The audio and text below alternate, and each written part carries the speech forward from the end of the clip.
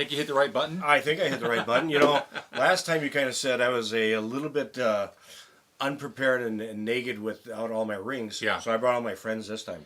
Yeah, look at them all. Right here, right here, right here, right here. That's true. Yeah, exactly. Well, you don't even have your rings. Where are your rings? Where are your rings? How come you're not wearing your rings? Well, it's too cold out. You know, the hands get cold. I got my hat on. All that metal on your hands, that's for sure. But this is our second Blob. We tell that to people like, Exactly. what? So, if you go back to our last episode, we clarify why we call it the Blob, because the blog, we just can't say blog without thinking of the Blob movie. Yeah, I love that movie. That was a cool movie. Let me tell you. Yeah. Love a lot of those movies out there. All the cool movies that were out there. Right. But, you know, I got to talk a little bit about... As we grew up, as I grew up, and I knew you grew up also too. I did grow up a little bit. That's true. Yeah, well, we're still kids at heart. Let me tell you, I'm still a kid at heart. We grew up. But enjoying the days of when you had your first car, when you were out there driving cars and going to some of the auto shows. Yeah. Now, I always enjoyed, because here, anybody that's listening to this, in the Wisconsin area, we had what was called Wisconsin Avenue. And on Saturday, Cruisin. On Saturday nights, that's where you went. You got your car ready. You went down Wisconsin Avenue. It was kind of like American Graffiti. Everybody was driving back and forth. People walking the sidewalks. Right. Had a great time. Now, you were basically from the Madison area. I'm from the Madison area. Wisconsin. Wisconsin. For anybody that knows that area, back in the 60s, early 70s, was called the Square. There's the capital of Wisconsin is Madison. And they built a square. It's an actual square that goes around the Capitol. And there was 3 lanes, and that's where all the hot rodding guys used to go. And that was where you hung out. Then you went down West Washington, or you went down East Washington. And that's kind of where you ran off to. But that was American Graffiti as well. Yeah, you know, hanging out up there as well. And that, whoa, look out, we're losing a skull. Losing a skull. But, and that's what was kind of cool about it, was because... in those days, you used to be able to cruise the streets on Saturday night, go back and forth, back and forth. Yeah. Unfortunately, that's changed over a lot of the years. You know, cruising isn't what it used to be. Well, they don't allow you to do it. Yeah, the laws have changed because they say you just can't. You're taking up too much time. Yeah. And you're creating traffic jams. But we actually had a great time growing up at that time. I had at that time numerous cars. One that I actually cruised the Ave I had a 62 Oldsmobile, Dynamic 88, which I had it pinstriped. I had panel pinstriped the entire thing. Did the doily paint job on it. It was blue with white doily paint. 394 high compression engine. Yeah. I had an automatic on the floor. It looked like a stick. And every once in a while, if you'd pick somebody up that was hitching a ride on Wisconsin Avenue, either a guy or a girl, they would want to go for a ride.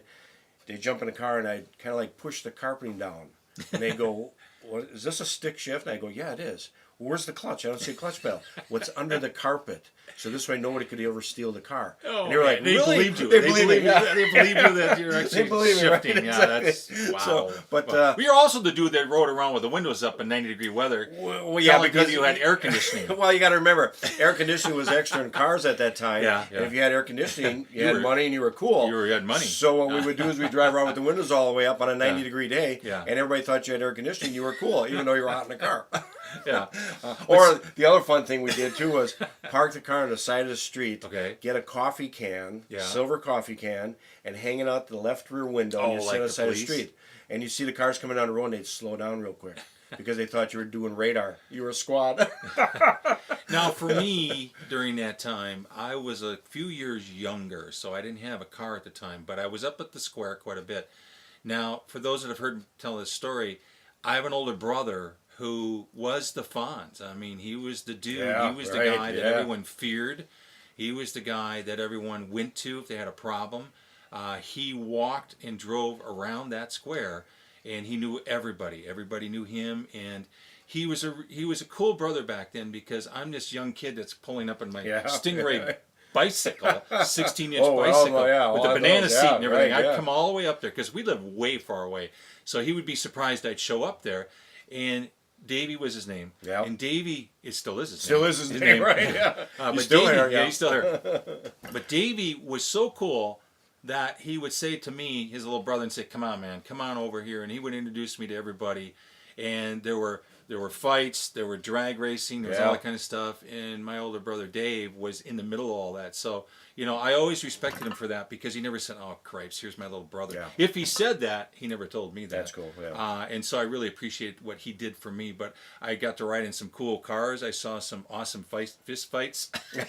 And, you know, I saw all that stuff you saw in American Graffiti. The white shirts with the cigarettes rolled up. But I'll tell you what, and, that's all what that it kind of was. stuff. It was just, you know, an innocent fist fight. Yeah. That's all it was. Yeah. Oh, yeah. And you were usually fighting over, either you won or A you girl, didn't win a girl, or a drag strip. Yeah. Or Yeah. you looked at someone the wrong way. Yeah, that's Sometimes true. Yeah. that was my older brother. I mean, someone looked at him the wrong way, and he was the Fonz, you know. Right.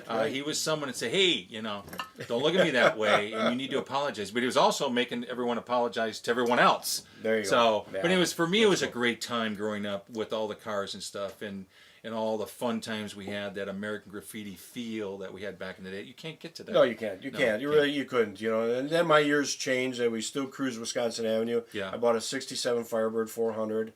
Then with a stick shift, and the car was quick. I dragged a lot of guys. We always had the back roads. We'd go drag racing, and people would always come up and they'd say, "Well, what do you got under the hood?" Because I had hood blocks on there and I had hood pins on there with the hood locks. Yeah. And I tell them, "Well, you know, I'll tell you what. We'll go on this back road. If you can beat me, I'll open up the hood and I'll show you what I got. If not, here's what it's going to cost you." And I came home with a lot of money. Let me tell you. So I had a lot of fun. Did get in trouble with my dad one time because. The Oldsmobile was known for smoking its tires. I could do 2.5 city blocks just smoking the tires. And I'd come home some nights, my dad would go, "The Milwaukee police were here." Oops. Yeah.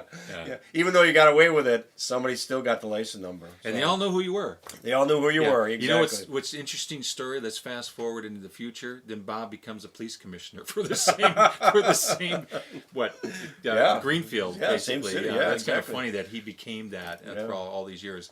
But that was a lot of fun back then. Now, one of the things you had in the Milwaukee area, too, you also had was Great Lakes Dragaway in Union Grove, Wisconsin, was not too far. Yeah. And back in the 50s and early 60s, those young kids who were cruising, they needed a place to drag. And one thing we didn't have in the Madison area, but you did. So we go to Great Lakes Dragaway. Yeah, we had a great time there. It was run by a guy by the name of Broadway Bob, which everybody knew, and the track would be opened up, Saturday nights for grud racing, and we'd have a great time going out there. You'd always have spare parts in the trunk. I'd always have timing chains and everything else, so I'd take my Firebird there and I'd race it a lot, just in case you blew a timing chain. Now, again, you kind of sit there and say, okay, why would you change it there? Why don't you just tow it home? Because everybody was helpful. Everybody was out there to give you a hand if something ever happened. And we're going to talk in the future about Great Lakes Dragaway because you and I did the history of the car clubs in this area. We did, right. Learned a great deal about Bob Bennett and his wife and stuff like that started it. But there's a lot of great. But the stories of these guys on Wisconsin Avenue cruising, and then that was during the week kind of thing or Friday night. Saturday they take the same car, and by the time they got to Great Lakes Dragaway, the fenders are off. Yeah. Engine swaps. Yeah, exactly. But it was just, again, it was an innocent time to grow up. It was a great time. I worked at a service station. I know you worked at a service station for your dad. And you grew up there. But you would get your car ready on Friday night. Yeah. We close up the station. I'd make sure I'd take care of a few things, get my car inside there, tune up the car, get it all ready, kind of like American Graffiti when you watch the the show. Yeah. And you'd get it ready to go cruising on either late Friday night or Saturday night, and it was just so cool. You'd have your 8-track tape in there, playing 8-track tapes, music, loud enough for everybody to hear you. And I remember going up and down Wisconsin Avenue and pulling up to a corner one night by the Riverside Theater and sitting there at the red light, and a car pulled up next to me, kind of looked at it, and he looked at me, and I was like, okay. Well, as the light went green, I wasn't going to race him because it was a Mopar. As he passed me up on the side of the quarter panel, it said in big letters, Hemi 1. And I thought, okay, so he's got a Hemi. Well, 5 or 6 cars behind him kept going, same right behind him, Hemi 2, Hemi 3, Hemi 4, Hemi 5. It was really cool. And that's, again, the innocent years of just cruising up and down and having a great time. Yeah, I don't think there was any harm done. No. But, it was loud sometimes, and, that's just what you did back in those days. It's just, like I said, in the square, it was a big community of people. It was. And that's the only time you saw them was Friday, Saturday night up at the square. Otherwise, everyone went back to their high schools. Yeah, exactly. And those high schools were competing against each other. You didn't like this high school. Right. But when you were cruising, everyone liked everybody. Everybody's together. That's just the way it was. Exactly. So it was kind of cool that way. Yeah. So we eventually changed here in the Milwaukee area. It then went to actually 27th Street, which we have a hot dog stand. It still to this day exists, called Leon's Hot Dog. Yeah. Well known for, because it's the old nostalgia type hot dog stand with the neon lights out there. Yeah. We'd all hang out over there, and then we had a Big Boys right down the block from there. So we'd cruise up and down 27th Street. And then in the years that changed to what was called Highway 100. And then after that, it kind of started to die away.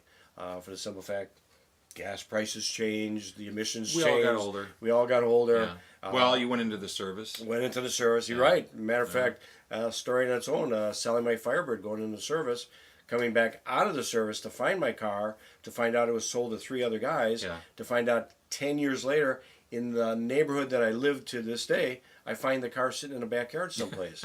And it was like unbelievable, you know. So it was really cool. I want to go back to Leon's. Yeah. Leon's is a pretty cool place. And I think it's the recent or coming up edition of Hop Up magazine, that little magazine. Oh, yeah. You're going to see in the front cover Leon's. In the front of that is Cheater Carl's Hot Rod. Oh, and the Cheaters Car Club has got their cars in front. It's a gorgeous picture. I saw it on Facebook the other day. So Hop Up magazine's got that Leon's there, and it's still the drive up. There's no inside seating. Because now, if you really look at and you watch the old show Happy Days with Henry Winkler, Happy Days was kind of taken from the Milwaukee area also too. Oh yeah, it was housed in Milwaukee. Exactly. It was all of that. Yeah. So again, growing up in the Milwaukee area and Wisconsin area, we always had a great time. So we're still driving hot rods. We're still driving hot rods. Not right now because the winter is out there, so everything's kind of put away and hiding right now. But for you that are maybe watching this, that are maybe down there in Los Angeles having a great time in the warm weather, we wish we were there. Let me tell you. Yeah, we do. So, we do. Yeah. So, but again, we're glad that you're kind of watching our blob. Yeah. And we hope that in the future we'll keep on doing more blobs. We'll be talking about a lot of things. I'm going to talk about model building too. Model building. We got a lot of. You're all asking a lot of these questions through the years, and we're going to try to keep answering them. So. Anyway, so next episode will be next week, and we'll come up with another topic to share with you all. And all my friends will maybe show up, maybe not. Maybe we'll get some new friends. Yeah, look at this one. Check this one out. Yeah. Don't feed the worms. Well, PBR George did that for us many years ago. Exactly. Yep. And we were thanking for that. Now, that's based on the fact that one episode or show you were choking on gummy worms. Right. Doing the radio show. That's another thing. People want to know why we get people throw us gummy worms whenever we go to a car show. We'll tell you that story in a future episode because it is a little funny. So I'm going to take my finger right now and try to click out. I can't reach it. Yeah, so here it comes. Start watching. Here I go. Thank you much. Bye. Bye.